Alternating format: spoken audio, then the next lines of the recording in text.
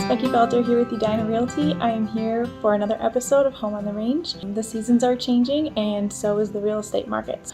So we had a really busy summer here. As you can tell, I haven't done many episodes over the last couple weeks. This one today, I figured since we've got a lot of changes happening here, I'd talk to you a little bit about how you can change up your home decor for fall and a little bit about the changes coming in the new fall market and heading into winter.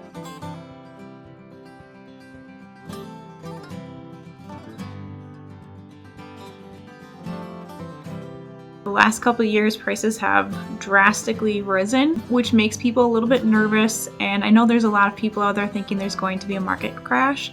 At this point, there is no professional indication of that. Our data is not showing that, and we're actually showing that since 1960, we are actually at where we should be for equity.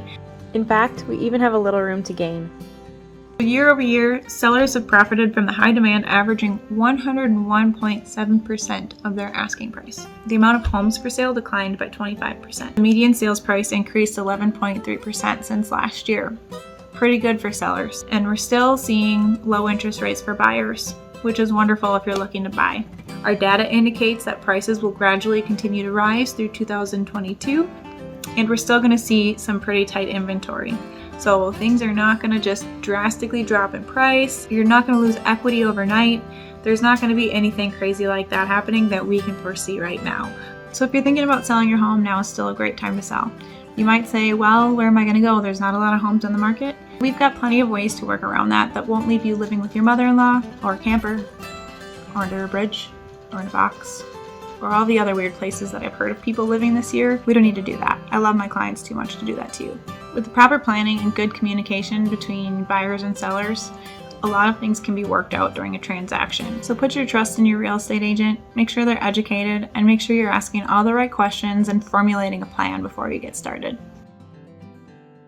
So while the market forecast might not be changing a whole lot, the season sure is.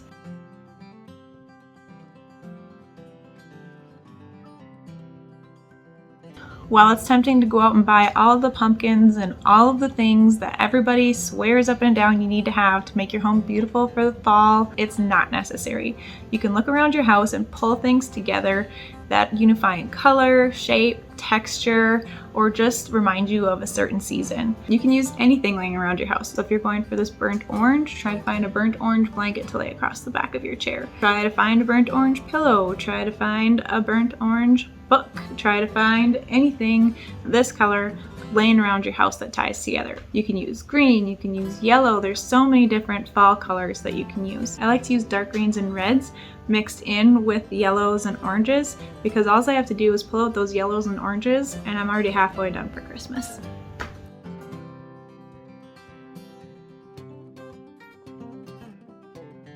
I like to fill my space with things that mean something to me. I've never put this out before, but this is from my great grandma. On the back, she wrote all of the people in our family who this plate belonged to. So it's kind of neat. This is a 6 generation plate. I won't be using this for serving anytime soon, but it does have a really pretty detail to it that actually matches the sweater. So this year I decided to put it on my mantle with like a little candle display and some very simple things. So just the colors in this inspired me to pull this out.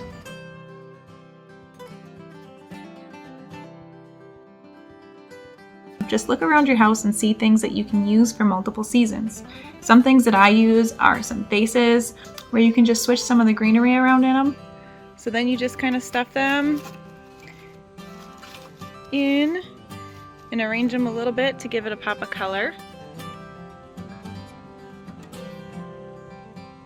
And then to make things easy, remember if you stay as neutral as possible, you can change things out in gradual amounts without having to redesign your entire space each season.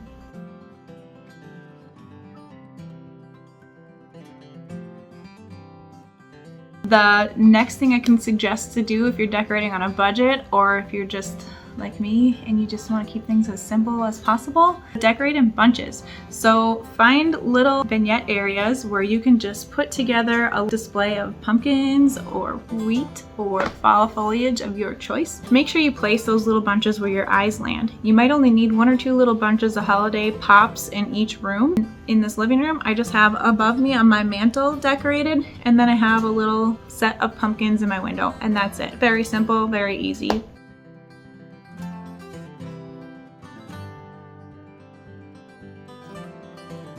And while you might see all the different types of decor out there, you don't need to do it all. Stay true to yourself and true to your decor. Make sure it's something that you love and make sure it's something that fits with your home. Just because I love sweater pumpkins doesn't mean you need to go find a whole bunch of sweater pumpkins. What you see on my mantle might not be for you. If you continuously fill your space with things you love, eventually all of those things will mesh together. So use what you have. You don't have to go out and spend a lot of money and a lot of time trying to find the perfect decor. You can usually look around your house, your yard, outside, and find things that mix in well for fall.